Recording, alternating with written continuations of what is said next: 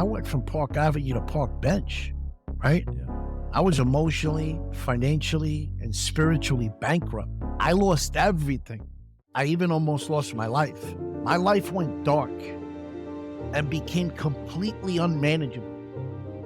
I was risking my life every single day. I overdosed twice. The last time, it took 6 cans of Narcan to bring me back to life.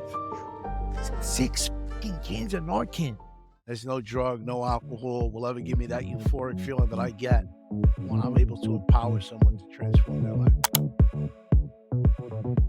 What's up, everybody? I'm Chaz Wolfe, Gathering the Kings podcast, coming back to you here today with another king on the stage from New York. My man, Joe Rivera. How we doing? I'm blessed, man. Blessed another day, Chaz. How you doing? Also blessed. I received that. And man, I don't know about this week particularly, Kansas City is buried in snow. What's New York looking like? We got a little bit of snow too, man. We Okay. ain't get as much as everybody else is getting, but you guys could keep it. I'm all right with that. You know, I was reminded with the snow how the time I spent in South Florida was so wonderful, you know? And maybe we need to make that happen again. But the sledding with the kids was pretty fun, you know? It's always good to get away and get that sun, though, right? That's right. Exactly. Joe, tell us what kind of business that you got, my man. So I have a coaching and speaking business. I'm a resilience coach, resilience keynote speaker. I empower business owners, leaders, and entrepreneurs from hitting a wall of exhaustion and lacking direction by creating a simple roadmap to reforge their life and live in purpose while closing the gap between spirituality and true wealth. Okay. Wow. There's that's a whole big old box that maybe we'll get to play around with some toys in there and see what you can pull out and help the listeners here today, if you're okay with that.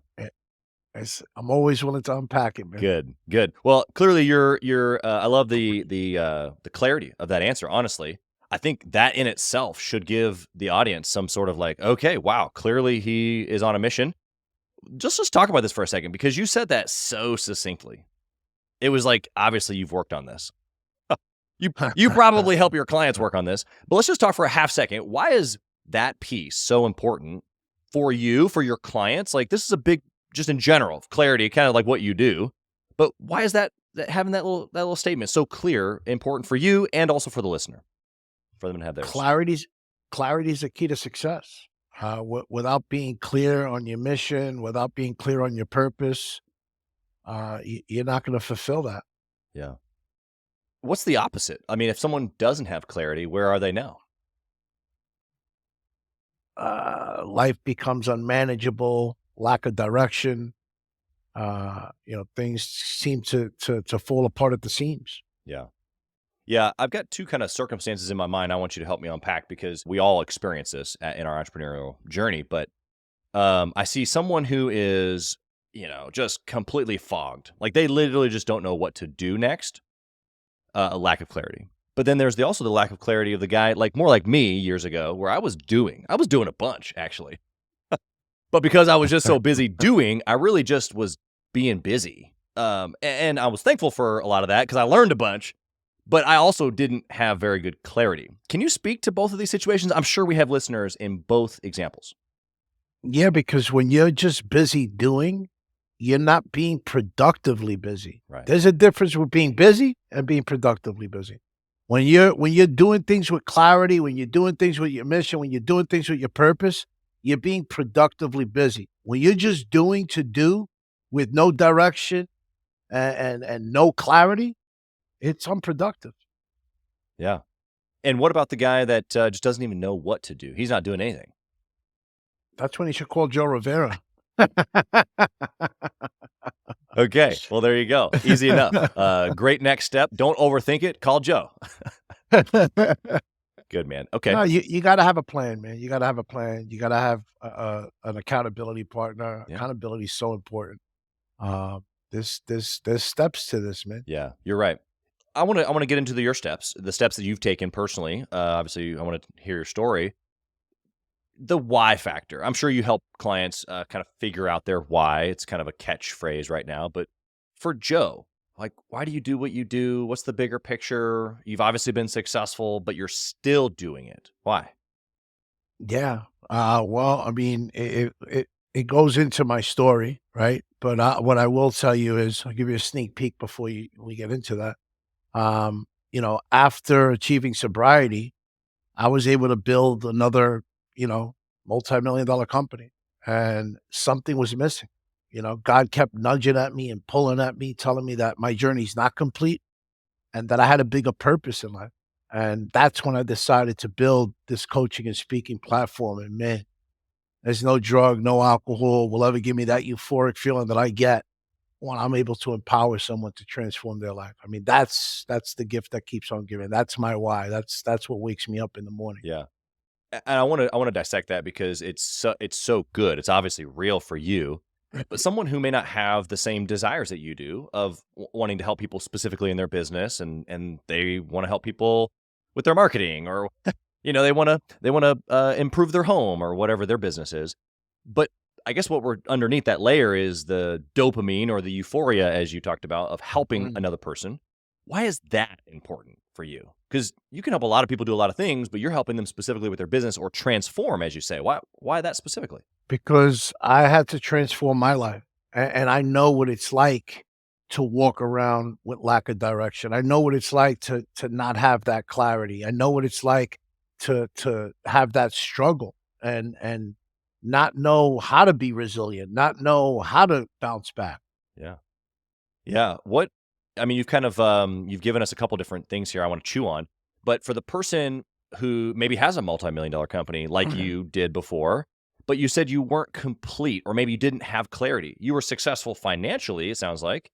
Maybe the listener isn't even to that multi-million dollar position yet, but maybe they are. But they're still lacking the clarity. So you're saying that I can still be successful and still be confused or lack clarity? It sounds like there's more. There's more to this equation that I need. The secret sauce is the spirituality, man. And it ain't religion, but it's being connected to that higher source. I call God, someone else might call it the infinite intelligence, the universe, whatever they believe.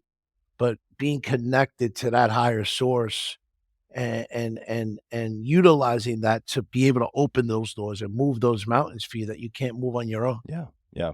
Yeah. Infinite intelligence is a reference from Think and Grow Rich. So let's get into this. We've got a connectability to a power that we cannot see. So now we're automatically into the faith principle. Talk about this for a second. Yeah, because look, man, you could either lean into your faith, right? Which you just mentioned, something you can't touch, you can't feel, but you know is there, or you can lean into the fear and have that fear move you away from your greatness, or lean into the faith and bring it towards your greatness. Yeah. How does fear rob me of my greatness? I mean, I see how fear can maybe keep me from some things, but how is it affecting me? Because you're running away from the problem because that fear is there, and then that's when the little voice pops in your head, the inner critic telling you you're not good enough, telling you you can't do this, you can't do that. For some people, right? Fear stands for fuck everything and run, right? You want to change that to face everything and reforge. Mm, that's Don't good. let fear dictate everything and be your steering wheel in life. You want to be in the driver's seat, steering the wheel to create your own destiny. Fear is huge. Fear is everywhere, but yet fear can be overcome and controlled, right? It can even be a powerful learning experience. The best way to overcome that fear is just to face it head on. And that's when you're going to achieve empowerment, clarity, and freedom. I remember when I was out there risking my life getting high, I had a fear of what life would be like without drugs. I couldn't imagine life without having some kind of mind altering substance in my body every single day, right? But it wasn't until I faced that fear head on and chose to get help on overcoming my demons, that's when I was able to achieve sobriety and have that paradigm shift.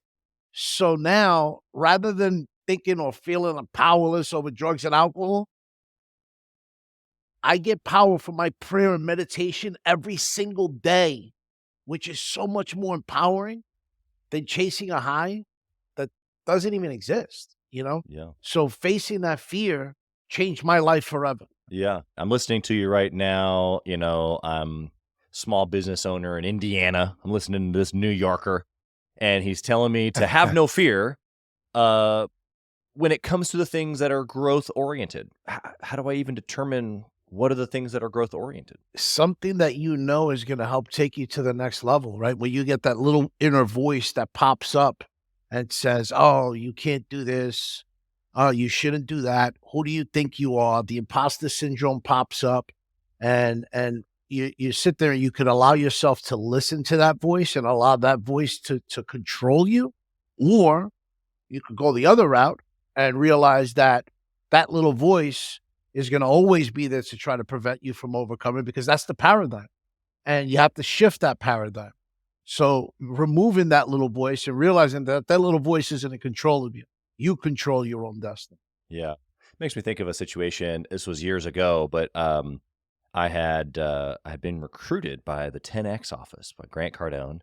And so I Mm. flew down there and had an interview with Jared and one of the other executives down there. And there was a couple of different positions that I was applying for. I already owned a couple businesses, but there was a marketing position that I didn't know. I didn't know how to do it, what to do it. It was completely fearful. And they had offered me the sales job, which I knew that I could crush, but that was like I already conquered that mountain. I was already making 5x more than what they were offering, and so this other one though was like, I want that one. And if the listener is paying attention, and they're any sort of a fan of Grant Cardone, then they know that like he has the same mindset. Just run after the fear, kind of like if you're afraid of it, you should do it. So I just was honest, going, this actually scares me the most. That's why I want this one. I don't want that one. I want this one. And I ended up not getting the job, but a couple years later, I was able to come in as a net partner on a completely different opportunity that was way larger with them. So they called me back a couple years later, and we moved our family down there and all that fun stuff. So it's just kind of funny how things work out when you say you run towards your fear. I ended up not getting it, but it actually ended up working out down the road. And it was, I remember sitting in the office, cool as a cucumber, shaking on the inside. Yeah. You know what I mean? Absolutely. Absolutely.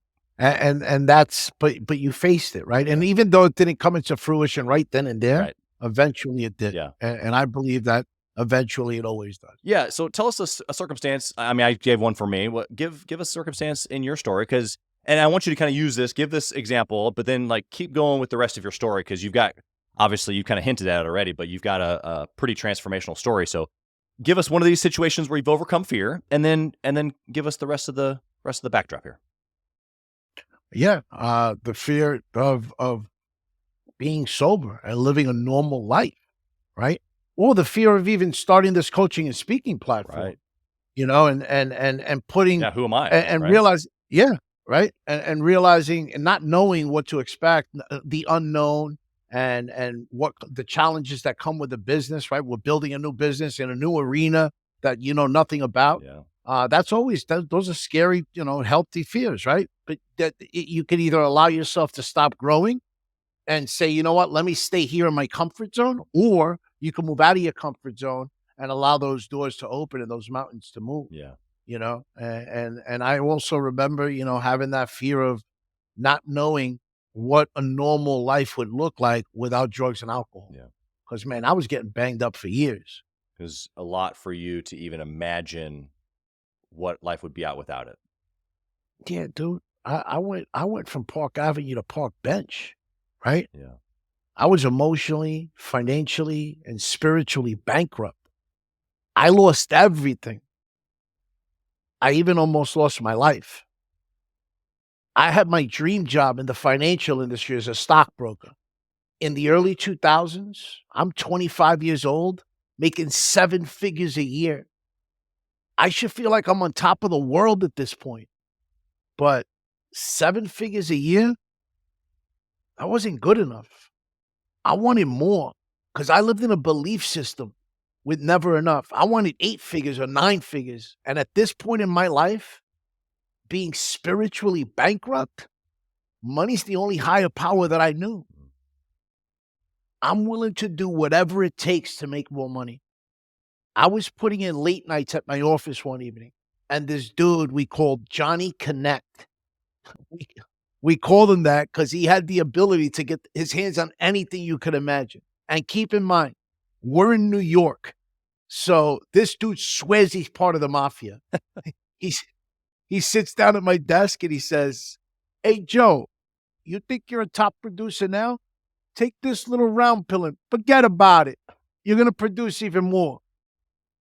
Wall Street's known as Drug Street, also, right? So everyone's doing some kind of drug, and I'm already smoking weed, drinking, or having some kind of mind altering substance in my body every single day for the past, I don't know, 10 years at this point. So I said, why not? Mm-hmm. And that's when I got introduced to opiates. And that's when my battle with substance abuse took off to the next level. My life went dark and became completely unmanageable. I was risking my life every single day. I overdosed twice. Wow. The last time, it took 6 cans of Narcan to bring me back to life. 6 fucking cans of Narcan. Yeah, you were And gone. that same night, yeah, man. I mean, talk about go hard or go home, right? Yeah. I mean, and that same night, I'm laying in the hospital bed. I wake up, I pull the EKG electrodes off my body, leave the hospital against medical advice. And then when I get outside, it's the middle of winter. I'm wearing a gown and I'm shivering, looking like a crackhead, like Pookie from New Jack City, from all the opiates being taken out of my body. And the first thing I do, I go call the dealer again to go get high. Wow. A couple of weeks later, my sister invited me for an event. At that event, I don't remember exactly what it was, but something clicked. I looked at my sister, she looks at me, and we both started crying. Dang. I mean, she knew exactly what I was gonna say, Chaz. And then the words came out. The words my family was waiting to hear for years. I said, I don't wanna do this no more, sis. Mhm. I'm a shell of my true self. Man, I was tired of writing my obituary. I wanted to begin creating my legacy. And after that, I made the decision to achieve sobriety, and look, my story is not unique, right? Many people struggle with vices. Mine was drugs and alcohol. Someone else might be gambling, sex, shopping, overeating, whatever that vice is. It interferes with us being our true self by having us isolate, not being fully present. It creates character defects. For some, life may become unmanageable. Some people lose their motivation and self esteem. But I promise you, you don't have to live like that. There's a better way to live life. I believe living in purpose closes that gap between spirituality and true wealth. I used to live an unmanageable life where I lacked direction, didn't finish things that I started. I couldn't get out of my own way. But now I live an incredible life where I know the direction I'm going. I know what my goals are. And when I start something, I finish it and I shatter those goals. But it's because I built a reliable, repeatable, transformational system that helped me create wealth financially, emotionally, and spiritually. And that spiritual component is so important, man. Yeah. I appreciate you sharing, man. That's super vulnerable. I think that there's listeners here now that, like you said, share the common struggle. Or if they don't any longer, then they should be able to share in the understanding of what that freedom feels like. I think every entrepreneur listening, every entrepreneur in the world, we do business because we want freedom.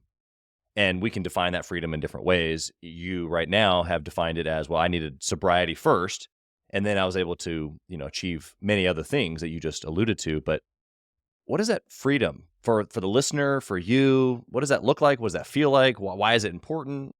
Freedom is to not be handcuffed by anything or anyone, right? To be able to live life and create success on your own terms.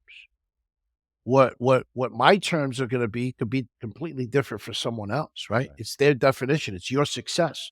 What does success look like for you? What is creating that success on your terms mean to you? What is that relationship that you have with the people around you? What does that look like for you? So freedom is being able to live life on your terms, Yeah. not on somebody else's, not by something else.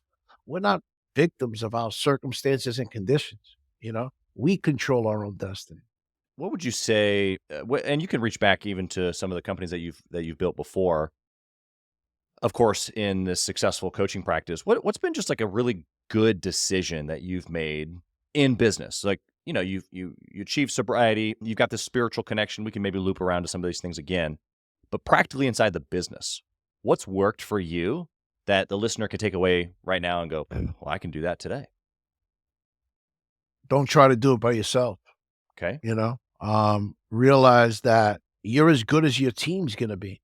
And you don't. If you try to do everything yourself, it ain't going to work, man. I tried doing it alone so long, so many times, and there's so much more success when you have people around you to help you get to that next level. Don't be afraid to ask for help. Yeah. People get so caught up in the ego and the fear, right? Fear, ego, all of that comes in, and you don't want to ask for help. You feel ashamed or you're shy or whatever it is, man. Yeah. But you'll be surprised when you reach out for help, how many people will put their hand out to help. Yeah. I mean, it's just people want to help others. Yeah, and I want to stay on this for a second. The other kind of across the line with this fear is this hiring, right? The fear of doing it alone, or you're saying don't do it alone. The fear then immediately for hiring purposes, oh, I don't know, can I afford it? Will they actually tear it down? Like, there's a lot of fear that can go there. We're on the vein here of asking for help, which could be getting around other entrepreneurs. That's what Gathering the Kings does. Getting a coach. That's what you do. There's free meetups. There's people online. There's groups on Facebook. Like, what else can I do to reach up? Because that's probably the hardest piece. As you already know, the ego piece is just, it's rooted in there. There's somebody listening right now who literally is in the first couple of years and they're just beating their head against the wall. And they're just stubborn, and they don't want to ask for help. So give them a couple on-ramps here that can help them, because they know they need it. They just don't do it. Yeah, listen, man. And if you can't afford to go and hire help, then the next best thing, and probably even it might even be better, right, is go out and find other people who have done what you're looking to do and are ahead of where you are. Because guess what? When you surround yourself with people who inspire you, you're going to be inspired to do more with your life. Yeah. Right. I mean, I remember when I went out on the, when I achieved sobriety, I had to find myself a support group. I went to places where I could find other people who were sober and connected with them, Yeah. and found out what steps they took to get sober and stay sober. And when I built my business to another multi-million-dollar business, I surrounded myself with people in that industry who were multimillionaires and connected with them, and found out what steps they took to build their business to a multi-million-dollar business. And guess what? I also had to go out in both networks and find out what those people's struggles are, so I could learn from their struggles and their mistakes. Start by, surrounding yourself with people who are going to take you to that next level. And I promise you're going to see a difference. Yeah. Going back to Think and Grow Rich, you've already referenced some principles that are clearly identified in that book, but the Mastermind principle is by far the most in depth that Napoleon Hill goes through, and through his material, all of his different books. It all basically comes down to the Mastermind principle. And when you hire a coach, or when you join a group, or when you even in your own marriage, the Mastermind principle is in effect, right? Where the two working together unto a definite chief aim, and the accomplishment of that, it creates new solutions. It creates a new mastermind. And so, give us a little principle here, because, I mean, that's the baseline. That's what this is. Give us maybe your definition of that. How do you use this in your coaching program? Because in essence, what you just described, go get around other people. You had to do it with your sobriety, whether they hire you or someone else. Like, they're really engaging with the Mastermind principle. Would you agree? What would you give us some more here? Yeah, you're definitely engaging with the mastermind principle and take accountability. Have a find an accountability partner within that mastermind that's going to help hold you accountable and take you to that next level. Because without the accountability, it gets difficult to kind of put it into place and really apply what you're learning because it's so easy to get sidetracked without that accountability. And it's so easy to kind of put it off and procrastinate. But if you start surrounding yourself with that mastermind group and then you start having yourself an accountability partner, man, I mean, it really takes it to the next level. Sky's the limit at that point. Yeah. And I know that you're a father and you've got other people in your world outside of just clients and or other entrepreneurs that you're around. Talk about how does this affect other areas of your life? This mastermind principle or reaching out, helping each other, a kind of a rising tide raises all ships. Maybe the listener knows it better that way, but how does that apply in other areas of your life? It takes precedence in every part of life, right? Relationships, surround yourself with other people who have successful relationships. Parents, surround yourself with other parents who may be doing it longer than you. That's how we learn, man. We learn from other people. Yeah. And guess what? Learning doesn't stop or end when you go to school. It's a lifelong experience. Continue learning in every aspect of your life, relationship, vocation, health and wellness, all of it. And surround yourself with the right group of people. Yeah. You're going to be a winner. Yeah. Yeah, well, I'm using this as a segue to come back to, the how you opened up the show, which is that, the spiritual connection, Ooh. is the juice. You said it's the secret sauce. And Napoleon Hill breaks this down in Laws of Success, but he talks about how the mastermind principle is basically like a super practical way to be able to access the next level, which is the mastermind of you and me, even right here on the show. Like your thoughts and my thoughts are coming together, creating new ideas in your mind that you haven't said yet, and in my mind, and or maybe in the listener. We've spurred something in their mind. So this mastermind principle is reaching in to, the download, if you will. So I want to give you Mm. the platform here to kind of share a little bit more. I've got some opinions here as well. So take us away on what is this juice, this secret sauce that we're talking about.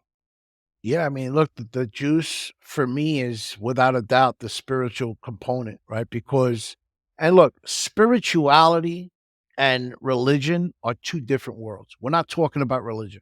Yeah, there's a higher source involved. I call it God. Someone else might call it the universe, infinite intelligence, whatever it is you believe and choose to call it, right? And having that connection with that higher source, realizing that that higher source is going to take you to your highest point and be able to help you really unlock your fullest potential Yeah. is so important. But spirituality is also about walking and living in your purpose, right? Because we've seen it so many times. I mean, so many people, they could have all the money in the world, but then there's something missing on the other side. And they end up taking their life. They end up going to drugs and alcohol and taking their life that way. I mean, look at Chris Farley, the actor. Look at Robin Williams, perfect example. I mean, these guys had the world by the balls, right? All the money. They had it all. And yet they took their life. Why? Because something's missing. Yeah. So the people that they cared about the most end up getting hurt from that, right? So because that spiritual component is missing, it's there's emptiness there. There's no fulfillment there. Yeah. That's not a way to live life, man. Hey, kings and queens, Chaz Wolfe. I want to talk to you about something that's super important to me.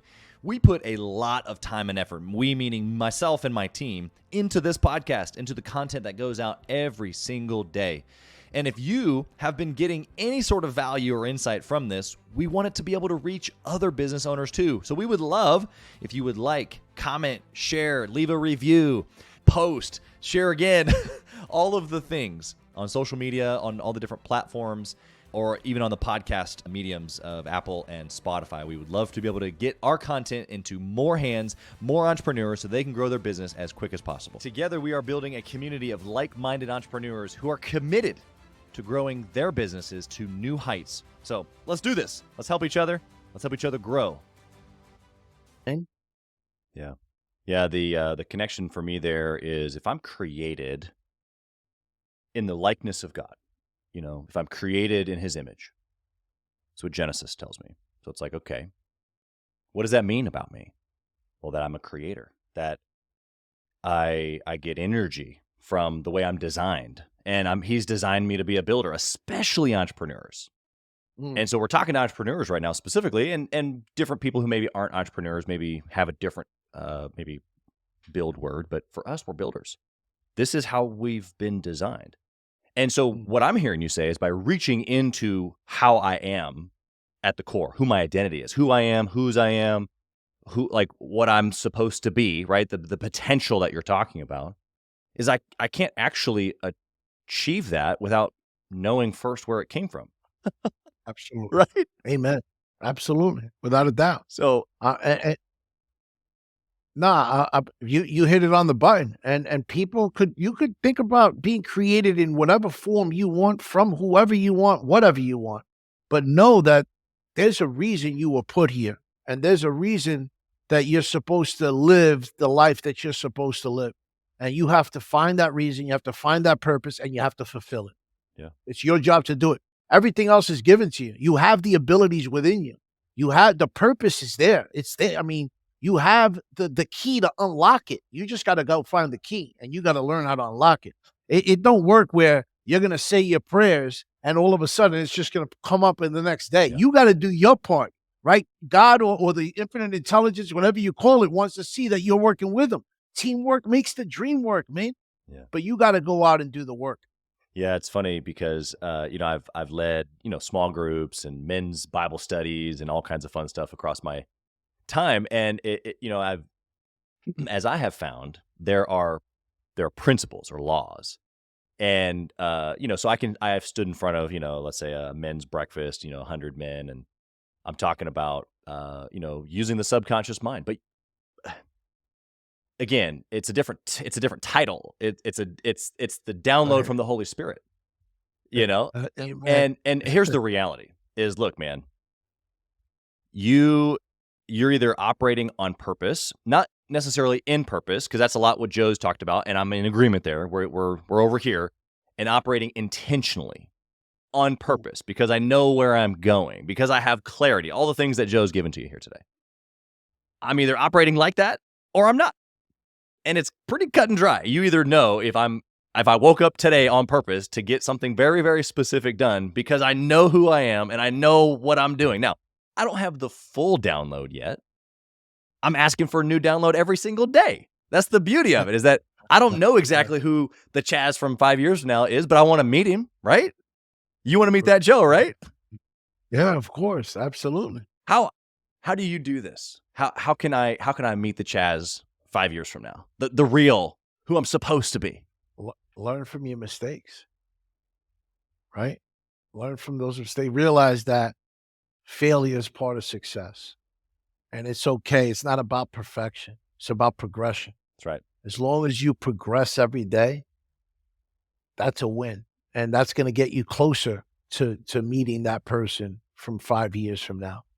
Right? Because if you continue making the same mistakes over and over again, you're not learning from them, you're never going to be able to unlock that potential. You're never going to be able to live to see that, to be that person 5 years from now that you have the potential of being, because you're not putting the work in. You're not doing your part. Yeah, it's good. It's good. I want to ask you one last question here that might take us a minute. Maybe it won't. I don't know. Kind of thinking about your story here. If you had the opportunity to roll back the clock and talk to the younger Joe, I want to know, one, how old is he that you've got pictured in your mind?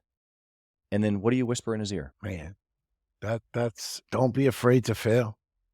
And you know what's funny, Chaz, is people would say, damn, wouldn't you say don't do drugs? Wouldn't you say, go back and change this? I don't want to change nothing. You know why? Because that's who I am. My past doesn't define me. It helped me propel to my success to who I am. So people always say, damn, don't you have regret for doing drugs and alcohol? I mean, I actually say thank you to substance abuse for making me the person that I am today. I say thank you to substance abuse for bringing me closer to God and having me have the relationship where today God's my father, my mother, my uncle, my best friend, my everything. I didn't even know what that relationship was coming up. I lost my way along the way.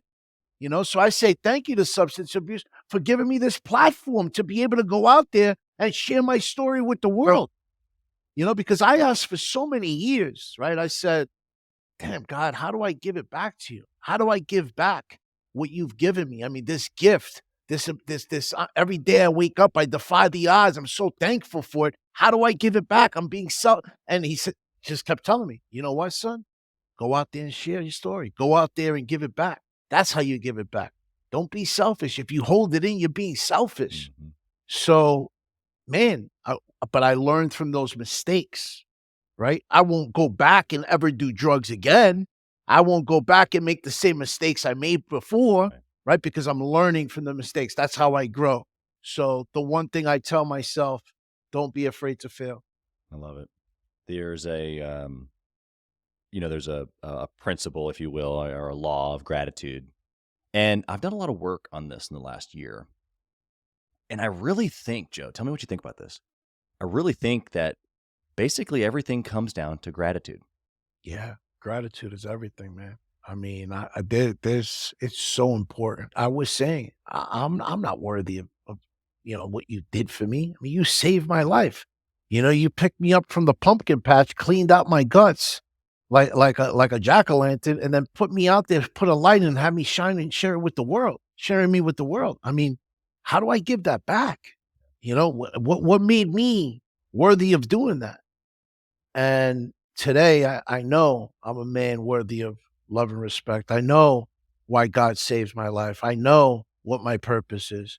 And my gratitude is through the roof for that. I mean, dude, there's not a day that goes by that I'm not saying thank you for what he's given me. Every day I wake up, part of my morning routine is waking up and having prayer and meditation and a moment of gratitude. It started off as a couple of minutes per day. Now there's days that last 45 minutes to an hour.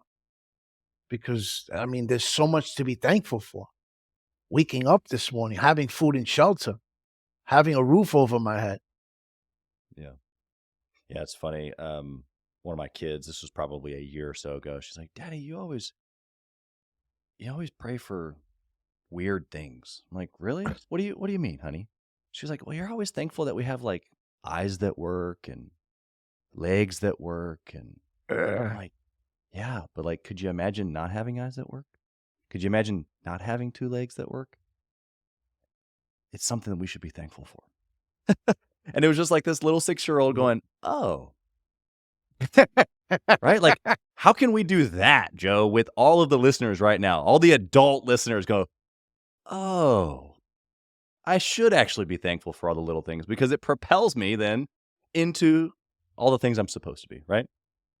Yeah, absolutely. Love it, man. Absolutely, man. Be thankful that you're a spiritual being living a human experience and you have the power within you to do anything you put your mind to, man. Love it. Joe, how can the listener find you? Maybe they have found some interest in some of the things that you've brought up here today. They want to connect with you, or they want to follow you on social, or maybe they want to work with you. How can they find you? Yeah, sure. You could go to my website, which is withjoerivera.com. Find me on Instagram, Facebook, and LinkedIn at With Joe Rivera also. And Chaz, if it's all right with you, I want to give it a free gift for everyone also, man. So if you text the word reforge, R-E-F as in Frank, O-R-G-E, to 646-495-9867, I'm going to give you my 3 pillars of being able to create true wealth and close your gap between spirituality and true wealth. Love it. We'll put that in the show notes as well. So that way if you just heard that and you're like, oh no, I didn't get it.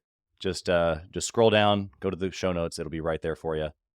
Joe, you have a magnificent story of overcoming and what, as we might say, true success or real life winning looks like. So thank you for sharing that. Thank you for doing it. Thanks for being persistent through the struggle and being able to stand here today and share with others that it's possible. I appreciate you. Blessings to you, your family, your business, all that you do here in 2024.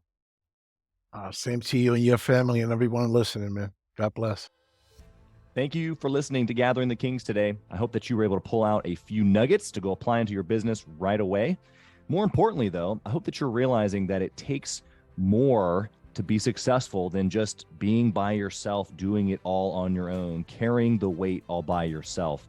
What I have realized, not only in my own journey from multiple businesses and multiple different industries, and now interviewing over 200 or 300 other very successful 7, 8, and 9-figure business owners, is that it's tough to do it alone. And so Gathering the Kings exists to bring together successful entrepreneurs. In fact, we are putting together 1,000 kings, specifically who are grateful but not done.